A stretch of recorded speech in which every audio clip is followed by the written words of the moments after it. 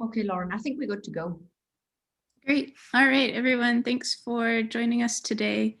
Today we've got Mark Carey talking to us. Mark's a professor of history and environmental studies at Clark Honors College at the University of Oregon, and he'll talk to us. Mark studies glacier change and glacier melt from this kind of different perspective. So I know I was really interested in hearing him talk because it's quite unique to what we've heard so far in the IGS series. So I'll let Mark take it away. He's talking today on the inequality of ice loss from that perspective of a historian and social scientist. Thanks, Lauren, very much. I appreciate it. Thanks, Rebecca, also for your help getting organized and being here today. I really appreciate the invitation to talk a bit about some of the work that I've been doing for a while about glaciers. And of course, as a historian, I'm trying to approach when I think about glaciers and ice, icebergs, all these things. When I do that, I'm always trying to bring in a historical context to give longer grounding of these issues, and to bring in, of course, the societal dimensions first and foremost. But I also try to do a lot of collective glaciologists, hydrologists, oceanographers, because I think that is really fundamental and key. So those are my goals, of course. And I think this issue, of course, of quality, we're thinking lots and lots about that. We have for a long time, but more recently, it's really become pressing for a lot of people. How to think about issues of environmental justice, issues of racism, issues of sexism, issues of global north, global south, right? Where we look now, and whether we're looking at an international level or within our workplace, we're thinking about issues of equality. So I was glad when I was invited to give a talk and was asked about these issues of glaciers and gender I've written about.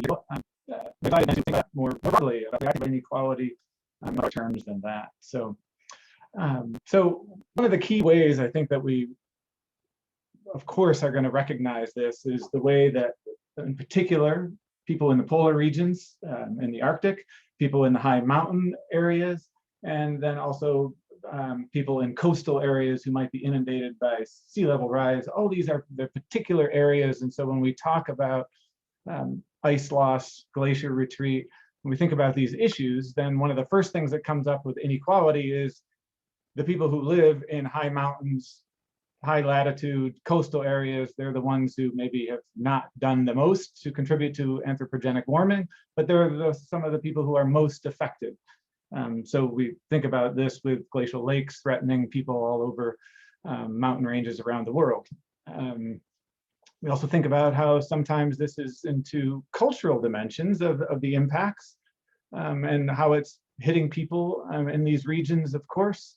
So that's another dimension that comes into this, and the Andean region and the Himalayan region are often a couple spots that get targeted quite a bit when we're thinking about proportions, and the Arctic, of course, the populations who are disproportionately affected by climate change.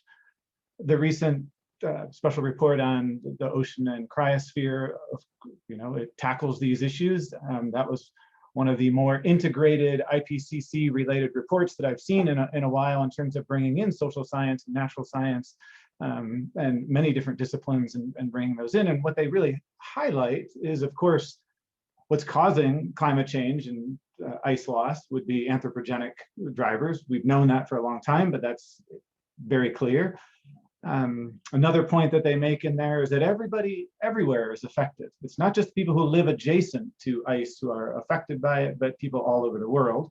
And then, as I mentioned, these particular communities are affected, and then it also then gets into ecosystem services and risks and sustainable development and economic opportunities. So all these kind of things. A lot of this really focuses in this framing, this quick overview of the framing that I'm doing here. I think a lot of it tends to emphasize the impacts of glacier melt and the impacts of climate change.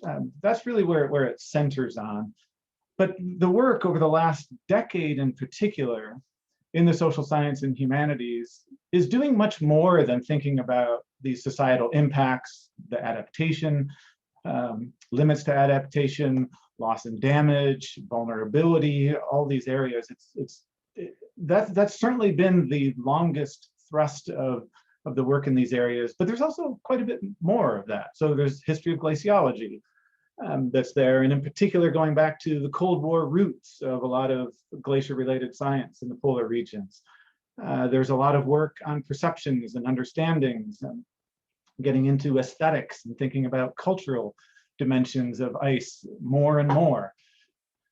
There's also aspects that have been trying to just show how people, not necessarily with a climate change angle or an ice loss angle, but just how people live with ice. That people, particularly in the Arctic, if you think about the sea ice, that the cryosphere is their home. That's where they live. That's where they interact every single day. And so there's been more and more work to show that. Livelihoods and economics, that's related to that, of course, but there's been more and more social science work here that's getting into tourism and looking at tourism economies and last chance tourism that might be driving people to go and look at glaciers around the world before they're gone, as the story goes. So got to run off and see them. There's been another strain of thinking about this that gets into the governance and I would say the politics of glaciers as sites, glaciers as nature preserves, or glaciers as sources, glaciers as places where they're doing mining high mountains. The last theme, this is not comprehensive by any means. I'm just trying to outline this. I know that there's a lot of people on that are not social scientists and humanities researchers, so I'm presenting these framings. The last one is this ice as an icon, or they're getting into some critiques of the way we talk about glaciers, the way they're framed, and in particular the way the media is narrating what's going on with climate change and glaciers in these different regions. There's been increasingly, as I say, over the last decade, a variety then of different types of theoretical frameworks or conceptual approaches that have been put forward by social science communities like cryopolitics, cryoscapes, ice humanities, cryohistory, socio-cryospheric systems, all these different things, just to show that the literature and the research in these areas is really growing. When I first started 20 years ago, working on glaciers in Peru is where I started. In the year 2001, 2002 is when I really got going, and then did my dissertation work there in 2003. And that lovely, beautifully organized archive you can see. I like the picture on the right a bit more, where I was out at the lakes, I will admit, up in the mountains, rather than trying to sort through all those things. But I do think that historical perspective, the archival perspective, allowed me to understand how people adapted. That's what I was really looking at in this area around the Cordillera Blanca, is how people have lived with the glaciers, lived with the new glacial lakes, controlled them, worked with them, suffered from them. So it's really a long-term, since the 1940s, story of adaptation. So I was really doing that work in that impacts and adaptation area. I've also done some other work that's a bit broader, trying to think into some of those other threads that I pointed out a second ago, where we're thinking about the framing of climate change, thinking about the history of glaciology and the history of our glacier knowledge, thinking about the way these things spread out into the world and get out into the media, and then how people get that knowledge, who gets to participate in that, and then moving forward with that, it's really about what that means for power dynamics, for who gets to make decisions, who's left behind. So these really are also central questions about who's participating and who's not, which is that theme of equality and inequality. And again, what I was asked to initially to talk about some today was that article about feminist glaciology, and that kind of blew up in 2016, right after we published it. And the backlash, I would say, from conservative areas and from right-leaning groups continues even today. It continues to show the importance of that work. We have to keep thinking about these issues of inequality. So that's what I'm going to do today. I'm going to do it into 5 different areas to show, as I mentioned, that it's more than just about gender dynamics in the history of glaciology, that there's a variety of different areas. And so I'll talk first about ice and make sure we're putting it in context, and then ask who we're saving glaciers for. Then I'll move to some of these uneven impacts, the politics of knowledge, and then last I'll talk about these embedded storylines and narratives that I think that get out there in a lot of glacier messaging. Think about what I say from my side, think about some of that. So that's where we're headed. So first, putting things in context. As I mentioned, I think the main way we talk about glaciers, because they become such a icon of climate change, as soon as we think of glaciers, we think of ice loss. That's the instant thing, and think of climate change. And so that tends to be the main way into thinking about ice and about ice as well. When I say you put ice in context and think about things, what I'm really saying is that people who are living in these spots are not just because of climate change. Sure, they are also suffering glacier retreat and climate change. That's absolutely happening, but there's more going on in their life, is what I mean. And if we just homogenize the issue and homogenize the populations without putting them in their own context, then we can miss out on a lot of what's happening in communities. And I think of a terrific example that's an antidote to that would be this book, The Meaning of Ice, which many of you probably know, about people in sea ice in Canada, Greenland, and Alaska. And it really gets into how people are living every day with sea ice and icebergs. Climate change matters. It's in the book, it's in the story. But what I like about what they've done here is they really are foregrounding the people and their daily lives and their experiences, and thinking about the ice as their home, as a garden, as a place for travel, where they have freedom.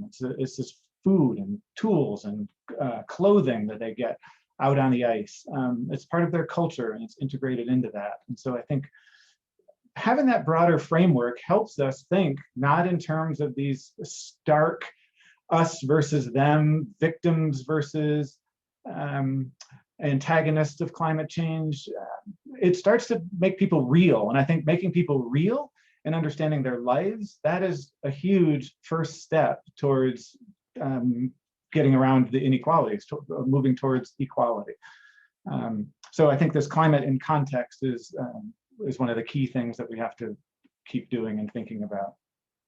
A good example of this often that comes up is the Coyuriti pilgrimage in Peru, and some of you may have heard of this. This has been going on for decades, centuries, where people, they hike up to the base of these glaciers in a several-day pilgrimage, and then it kind of culminates when they go up on the ice. And they used to collect blocks of ice, small blocks that they felt were spiritual and had healing value, and then they would take those blocks home with them or drink them, or these were integral to their spirituality and to their healing.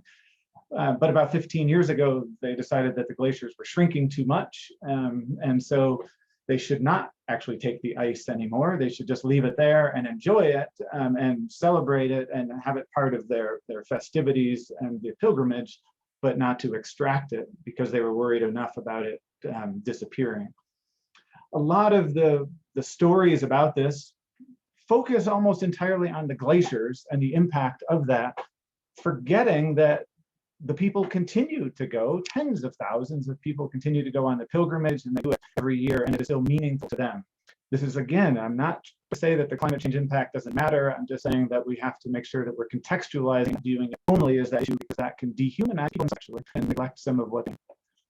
Another piece of this to think about is not just to put the population in context, but as a quick reminder that we've got to think about glaciers, ice, or sea ice. These are more than just something that's lost in climate change. And I think that is a common view that forgets the importance, for example, of icebergs in Newfoundland here that are central to their economy, with people coming and seeing those. There's also increasing economy around the world that, well, anyways, I won't get into value judgments about this extraction of ice that they're doing to bottle icebergs or ice, to put it into iceberg beer, iceberg water, these things, and import them all over the world.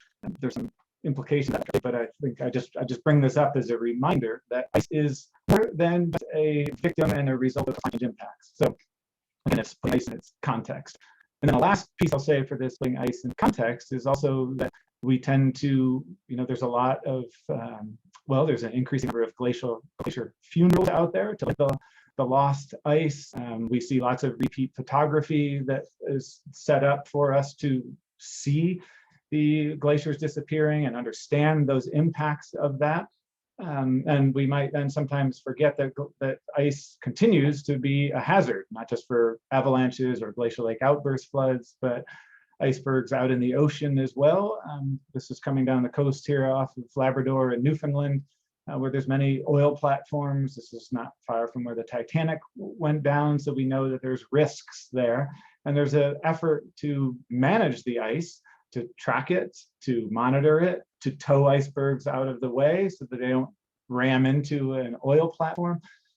All these different things, again, show that our relationship with ice is super complicated, super varied, and it always has to be grounded in specific places, in specific histories, specific contexts, with specific actors who are involved in that. So that's what I say when it's about putting ice in its context. Then we have to think about all these different dimensions of it and make sure that the local people there are not just passive victims or homogenous in the face of climate change and ice loss. There's a lot more going on.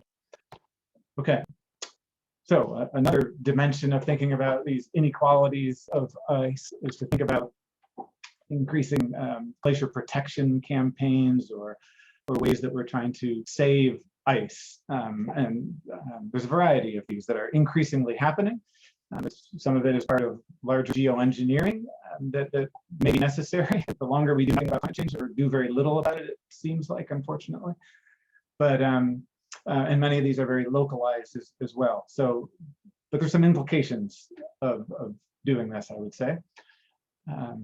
So we've probably heard about glaciers being covered up with tarps, things like that. So this is at the Rhone Glacier here, where be a good spot to cover the glacier. They've been doing this for about a decade now, where it's hard to see, but that whiter part of the glacier here is over in this section through here. These are tarps that are covering up, and then right under the pointer right now, that's where the tunnel goes inside the glacier there. So so there's lots of these efforts, and oftentimes they're framed in the media reports. These are often framed around a need for water in the local communities or the local area, or to make sure that the tourism economy keeps going, because the tourism economy started here 150 years ago or more. And so that's a vital source of income in the communities. These also get picked up internationally. There's a lot of news about glacier saving campaigns like this, trying to protect them and save the ice. They don't end up doing tons. I mean, this glacier is much larger. This is just protecting a small part.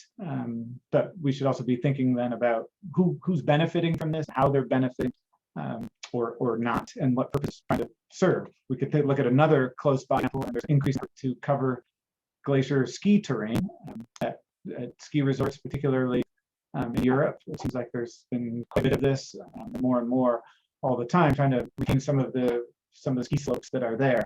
And this is about business opportunities, also creation, and what's at stake here. So it's worth thinking about who are the beneficiaries of this work. It's pretty labor intensive to try to cover the terrain at the glacier ski areas. So it's a lot of effort, it's a lot of resources, it's a lot of time, it's a lot of money. And yeah, we ask about who's getting to benefit from those.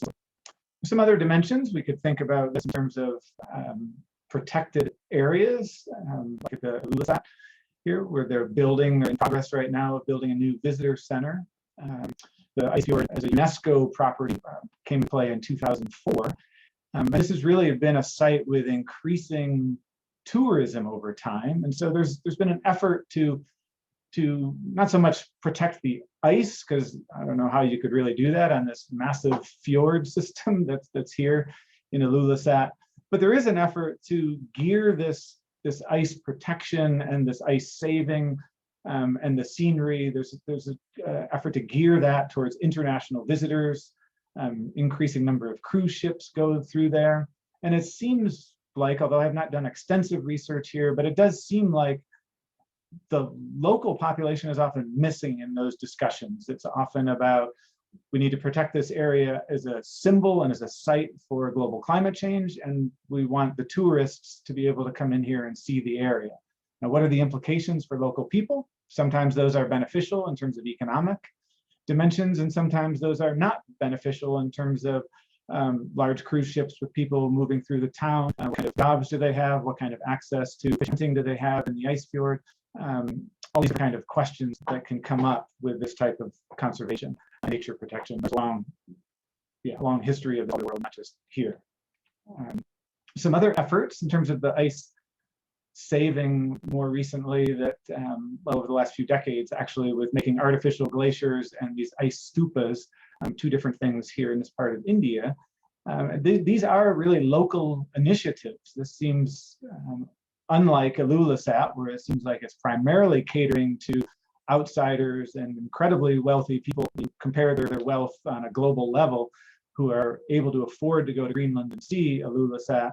Here, these are small scale, low technology, very inexpensive, locally driven type projects in order to increase water supply early summer, early dry season is what they're really trying to do, is to protect their water supplies into that. So this seems like a very different type of a glacier saving effort, which population is impacted by it and who it's for. So I put this out as a counter to some of the others.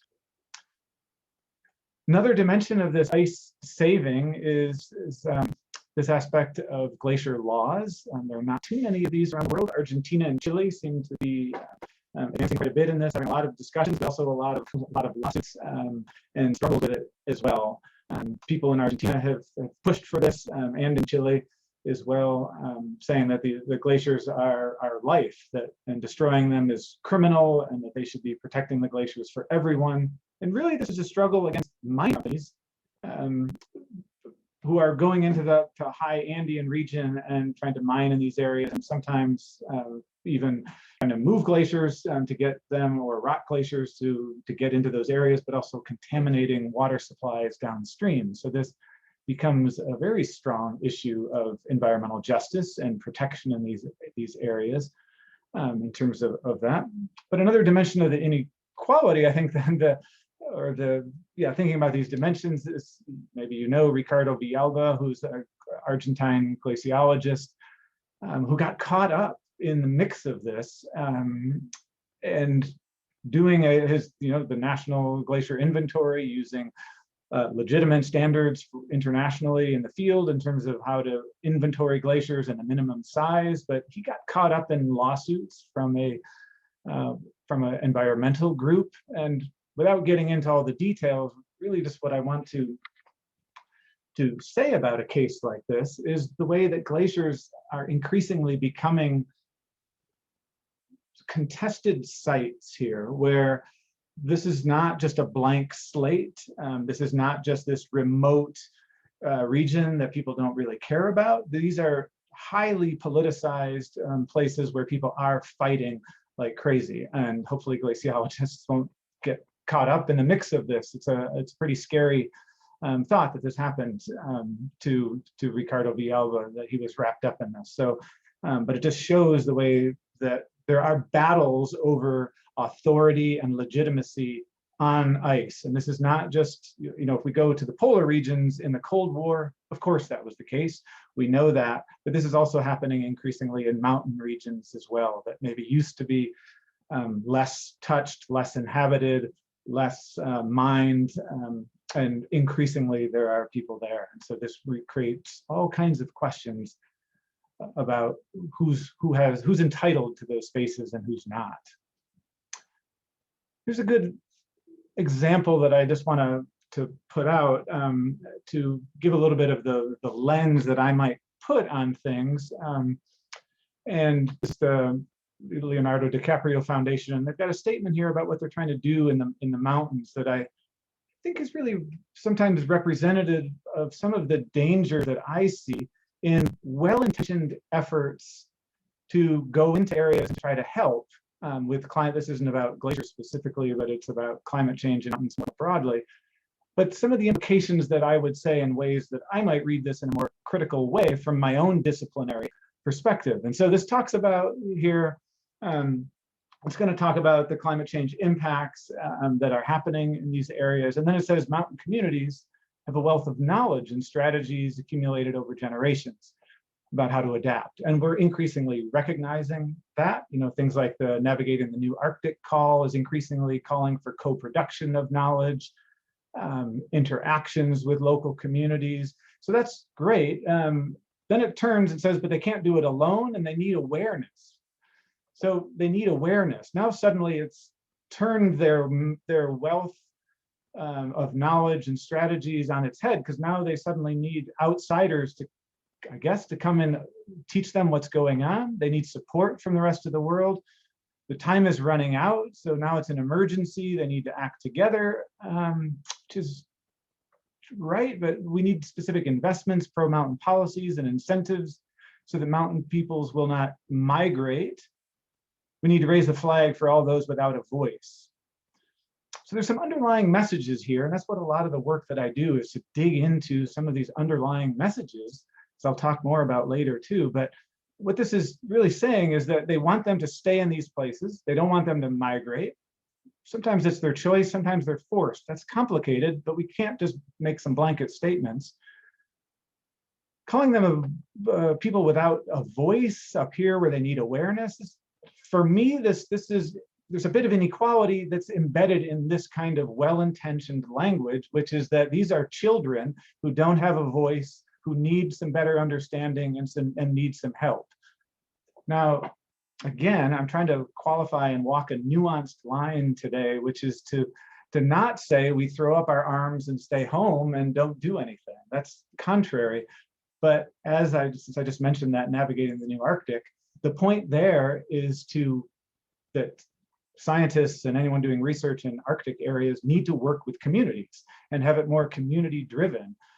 This does not feel very community driven to me. This seems very top down and imposed from the outside. And so that, I think, is as well intentioned as this is, there's a real risk of some inequality emerging in who gets to speak and who has a voice and who doesn't.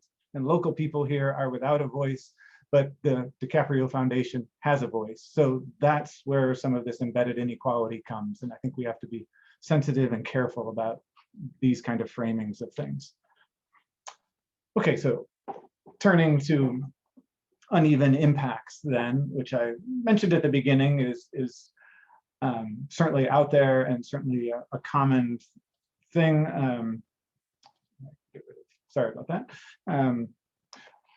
What I want to think about here as we move into this is sometimes with the uneven impacts, we forget about those, or we too broadly just categorize this as this is a problem of glacier retreat and subsequent landslides or slope instability or glacial lake outburst floods that can happen, or diminishing glacier runoff over time, these kind of things. And then we group the populations into affected populations, affected groups, or in these regions without getting into some details of who is actually impacted, who's not, which types of groups are more affected and which ones are less affected. And then also many of these framings, we lament the loss of ice, but we're not really pinning the responsibility on countries and companies as much and consumers as much as maybe we ought to. So it becomes a bit vague, I would say.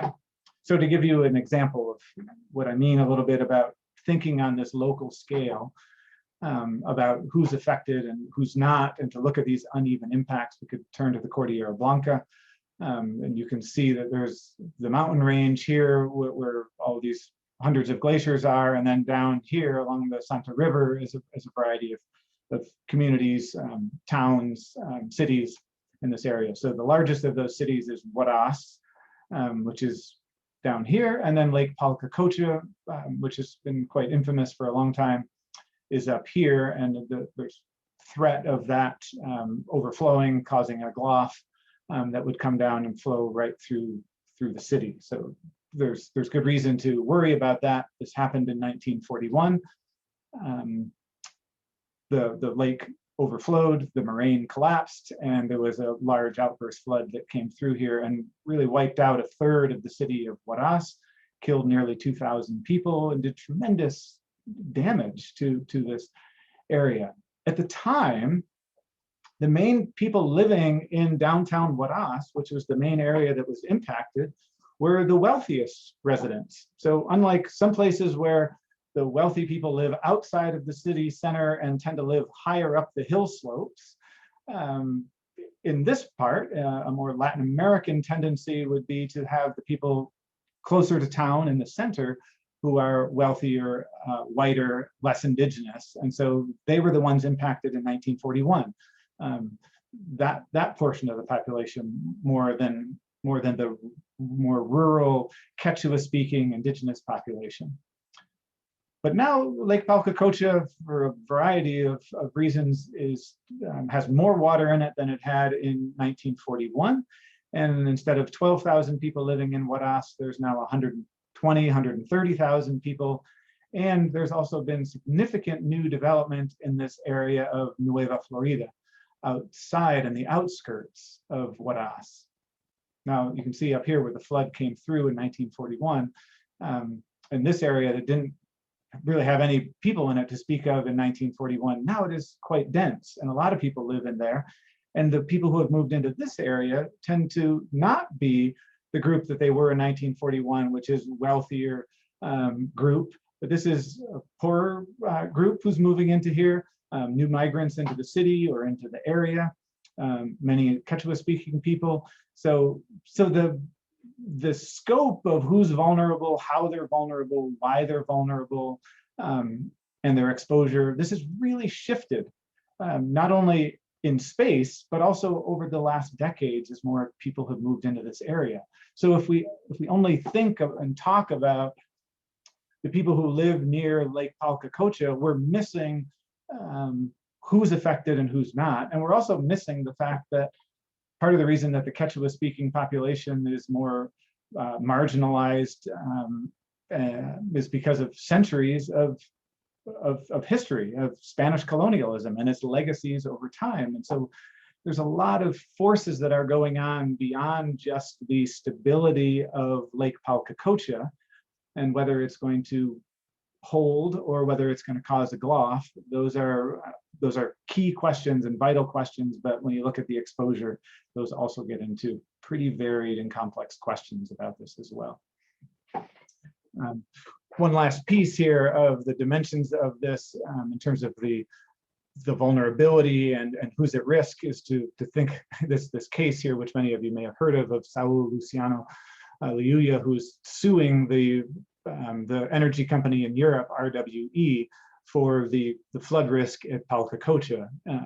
And it just shows the gross imbalances here that he's doing that through a court in Germany, far away from his area, far away from where he lives, and in a system that is not his own. He has, German Watch is a law NGO that's working with him and helping him, but still the inequality of this, of where he has to go to have safety in his own community is pretty stark.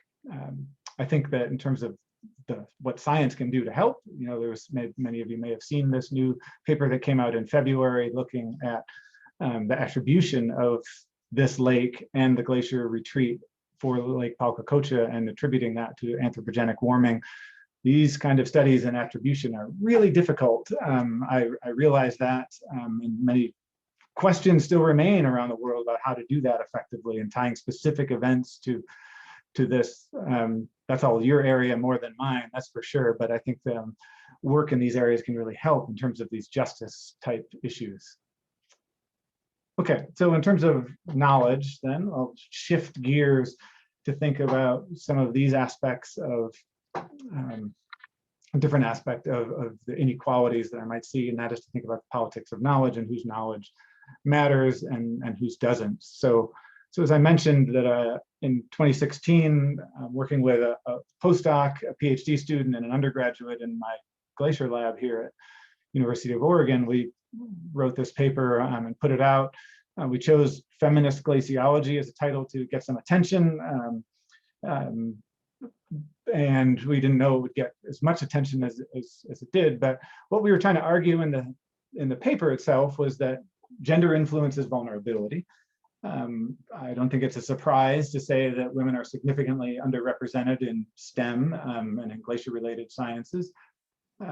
We looked at larger, forms of systemic inequality and systemic gender dynamics and inequalities, and to see these histories of imperialism, Cold War roots of a lot of the work, and then also this masculinism about the heroic conquest of dangerous remote environments that has been part of glaciology for a long time. So we talked about that, and then talked about different ways of representing glaciers and glacier knowledge, which could come from the arts or the humanities or local perspectives. And so that's what we were trying to put forward. And you know, the as I mentioned before, the conservative news media quickly pounced on us, came after us quite strongly. And you know, in this day and age, it's not surprising to say there were death threats and threats of violence, and you know, massive campaigns against us to do all these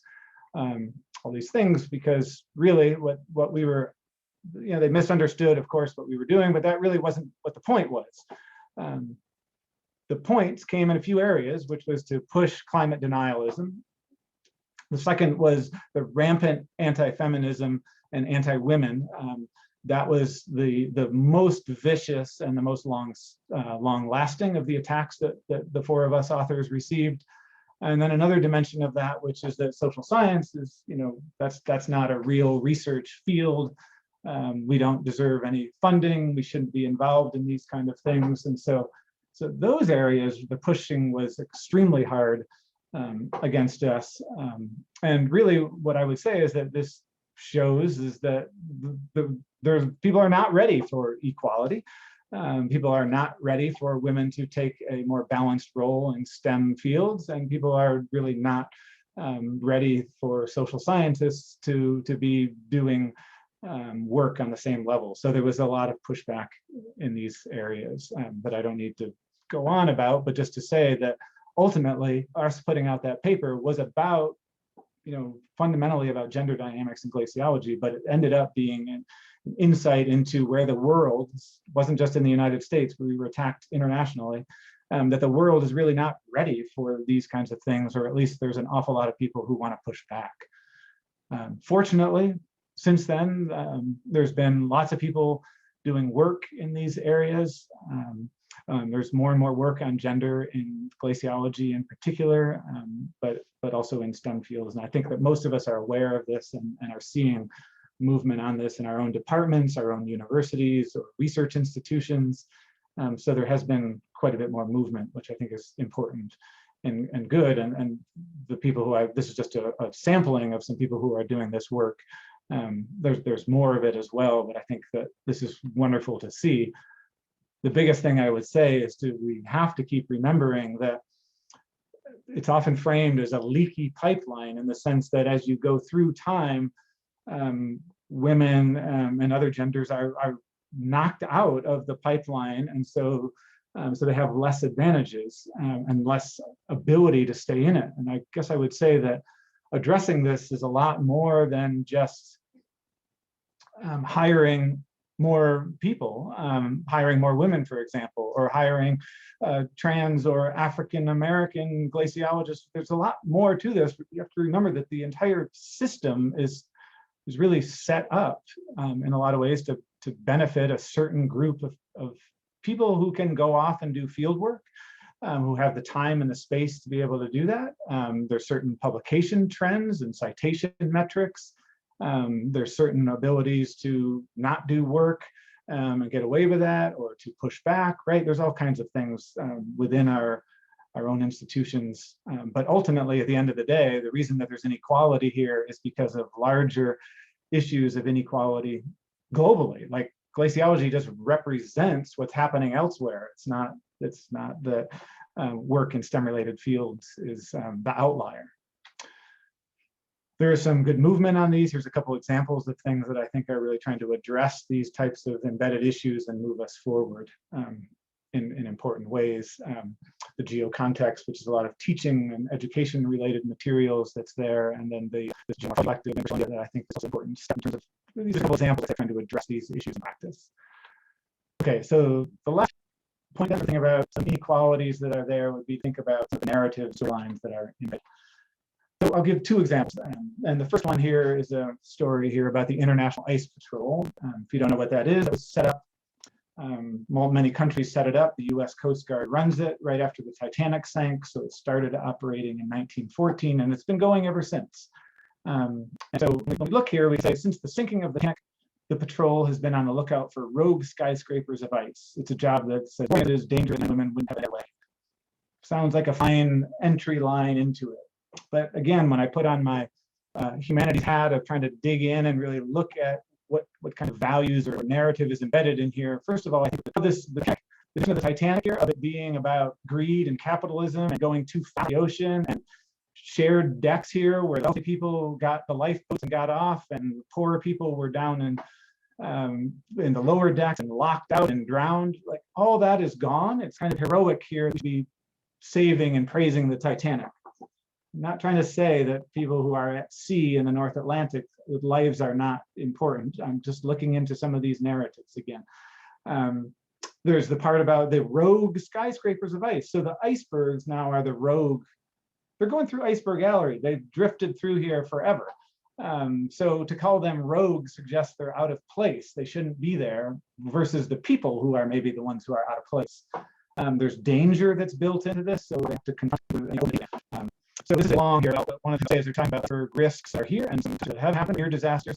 So it includes there's a continuation of a irrational project, the Ice Patrol, that endured for over a century. So it's option that humans who eat themselves and the planet is not a mixed food capacity. I have raced after the Ice Patrol, for a long time. I'm right Ice Patrol. But there's some things that can come in terms of when you realize some of the themes here. So as I mentioned, icebergs in the wrong place, not the people. Unpredictable, rogue icebergs. Often they come out in these narratives of weeds or illegal immigrants moving around unsanctioned. So control the arcs, your life front danger. That's that masculinist discourse, I think, that's still there a bit.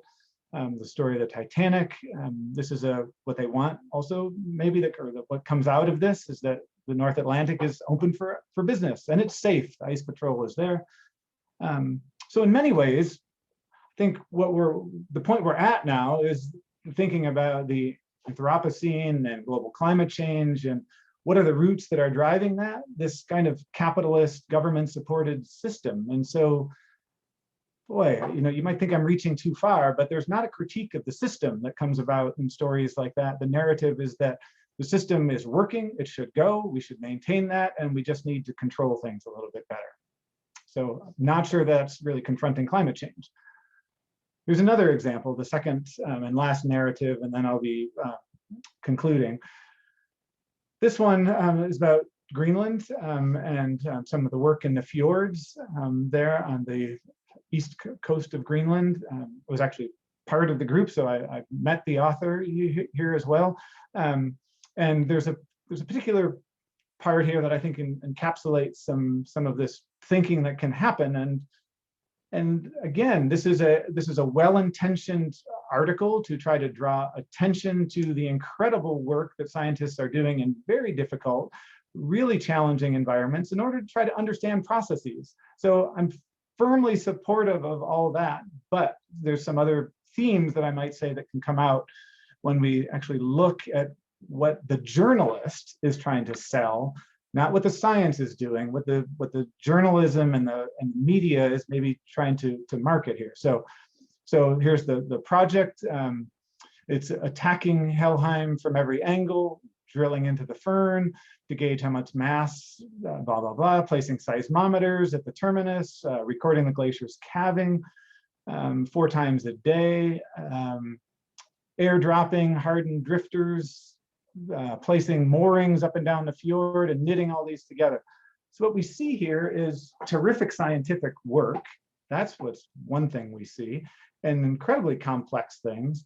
But there's some other themes that I would say also come about when we see this, not just on one article. That's perfectly fine. It's when I'm using this as a representative for dozens, if not hundreds, of articles that are often written about glaciological research, that this is about the conquest of this environment. It's battling it. It's a tough environment, which it is. And there's airdropping, there's an assault, there's this military allusions that are mentioned, which I think for Greenland with Camp Century and the history of the Cold War there are I think, dangerous from my view. In a lot of these kind of articles, whether it's about Greenland or the Himalayan region or the Andes or the Alps, the local people are often absent, or they're passive. They're just victims of things that are happening, or they only appear as the hired help. So it gives the impression that Greenland is then open for this extraction, and that they're selling adventure as much as they are science in a lot of this. Again, this will sound quite critical, and I recognize that people want their work to be shared. We all do. We want that to get out there, but the storylines sometimes have more going on, I guess is what I would say in those, and not with these necessarily. These are broader conclusions that I'm drawing here, is that we still have some of this conquest, commerce, colonialism, extraction, consumption, control. All these pieces are there. And when those aren't challenged fundamentally, we are not challenging the fundamental political, economic, cultural systems that are driving global inequality of global North, global South, indigenous peoples, non-indigenous people, and that are really driving climate change. We're missing that piece. And in fact, we're allowing those values and those trends to continue if we're not pushing back, I guess I would say. So where does all this get us? I know I've gone over a ton of different themes and things today. Inequality is all over the place, and there's many different forms of it. We could dig into any one of these topics that I talked about and get way deeper and have much more. I tried to give a surface level, talk about lots of different things, but there's lots of inequalities that are out there. And I think we need to be careful and sensitive and thoughtful about those. And when we don't address the inequalities, I think we're also not addressing climate change ultimately. Because for me anyways, when I think about what's really at the root of global climate change, I think it's that a few are benefiting and a lot are not benefiting. And that is ultimately a question about injustice and inequality. So addressing one will help address the other. Another theme to come out from today is that the way we talk about, the way we represent matters, but more than anything, it's the way that other people are representing our work and what that takes to get it out there and what the public is consuming in terms of adventure stories or the heroic Arctic expeditions and those legacies from the 19th century. They're still lingering in our society more than I wish they were. And so I think we need to be cognizant of those. The thing I don't want to have people think is that I'm attacking individual researchers, that I'm attacking our own work, or that I'm asking everyone to be an activist to work on anti-racism or gender equality. It's not that. It's to point out where all these differences exist, where the inequalities emerge, to make us more aware of those. And in fact, if you want to do things about them, that's great, and I think we all need to.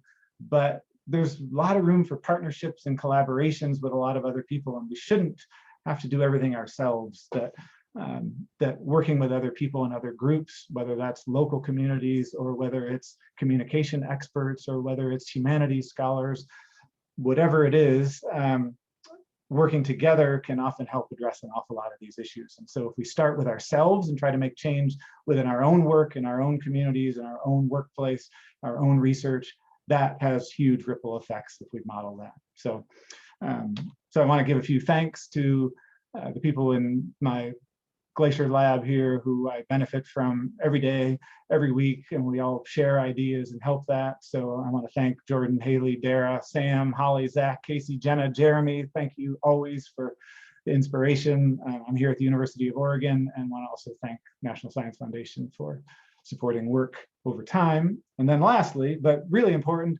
is for you to come back next week, because there's going to be 3 early career researchers talking about their terrific work. So this is coming up next week. It's great. You won't have to hear one person like me drone on for 45 minutes. You get to hear 3 different people. So that's really exciting. So that's coming very soon. And with that, I'll end it and we can take some questions, I think. So thanks very much. Awesome. Yeah. Thanks so much, Mark. If people have questions for Mark, feel free to put them in the chat, or I think we've had success if there's just no one talking, unmuting yourself and asking.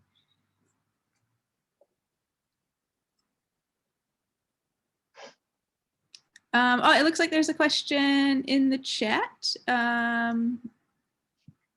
Would you like to unmute yourself? Oh, sure. Thanks, Mark. That was a wonderful talk. I loved how you kind of laid bare all these unspoken narratives, all these, to kind of take a broader perspective on glaciers. And I have one question, and that comes from, I was thinking about that last example you gave from Helheim Glacier and what the journalist took away in terms of, are elevating and empowering the use of technology to understand ice. And, how Western scientists, we like our tools, right? We're very good at building tools that can tell us lots of things. But it doesn't even take into account how our local perspectives of the ice, and what are place-based knowledges, or what are indigenous understandings, and how do we bring in kind of the spiritual dimensions or the sacred dimensions of the ice that you brought forward. So how can we intertwine or bring those kind of those different ways of elevating the way that we understand the world together?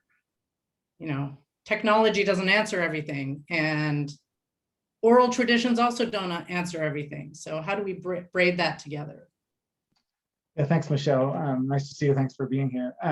I think, you've hit a great question that I think is really challenging right now, because you could just say, well, we need more local knowledge and we need to collaborate more. And anyone who's tried to put together a Navigating the New Arctic or similar type proposal where you need to have local communities involved will quickly learn that it takes a long time to build relationships, that many of those local communities are right now overwhelmed with requests for collaboration, that's not so simple. It's not just the answer. I think that's vital, of course, but I also think it takes a long time, and it's tricky.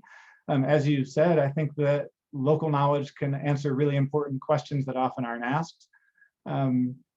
In the scientific community, just as scientists who are putting in technology to understand these processes on a global and longer term timescale, those are absolutely fundamental that we need to make better policy and understand global systems together. So I know that I just effectively did not answer your question at all, but I think it points at the challenge of trying to do this, the efforts that I think we should continue to try to make the efforts, but we also have to recognize that we all bring different things to the table, and we're asking different types of questions, and the knowledge that different groups have will answer questions differently. I do think that fundamentally, if nothing else, then I think that respectful interactions, asking permission, following procedures in order to try to work with communities and get their support, and asking what they might want done and what they might like to know, those can be huge steps, even if both groups or all different groups are asking really different kinds of things. So I don't want to vilify the technology that's done, because it's fundamental. I do think it's really vital, but the politics of navigating the process, I guess, is what I would summarize that as. The process is really important, more sometimes than the result. Great, thanks. Doug, did you have a question? Yes, I'll begin by saying thank you, Mark, for coming to the IGS community and giving a really outstanding talk. And most of us are physical scientists, and you've really given us a wonderful view into the world of humanistic and social science, and also you're increasing our game, so to speak, giving us a little more sophistication in how to think about things. I love the way you concluded your talk, and I regard it as you have given us both a telescope to look into the future and also to look into the indigenous communities and to the people who are stakeholders. You've given us a mirror which tells us how to see ourselves and not to be fooled by our own way of justifying things. But at the very end, you express the point that within the scientific and within the glaciological, within the polar, within the high altitude communities, transformation of the way people think, people view things on a personal level is important. I plan, this is not really a question, I'm just saying I plan to take that message away with me and think about the fact that transformation of how I regard things, regard gender issues, regard inequality issues, is a freedom that I have, fortunately, because I'm blessed in many ways. But that is an important message that we have the power to transform. And I thank you for presenting it.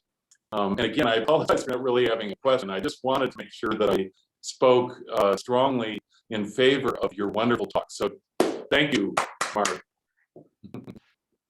Thanks so much. I appreciate that very much. Yeah. Sorry, Lauren. Oh, no, I don't interrupt. Yeah, thanks, Doug. Peter, yeah, you want to unmute yourself and ask a question? Go ahead. Yeah, thank you very much for that.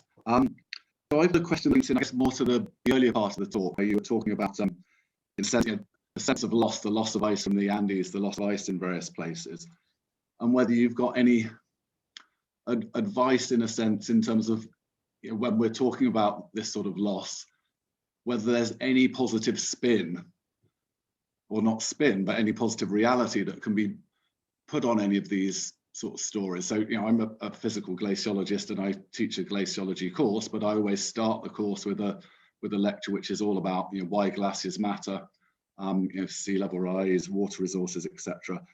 And in the end, I'm increasingly at the end of the course is sort of apologizing for how, in a sense, depressing the science and the trajectory is. And I just wondered if you've got any kind of views on whether there's something we can or should be doing to try and present a more positive perspective, or if there's simply one.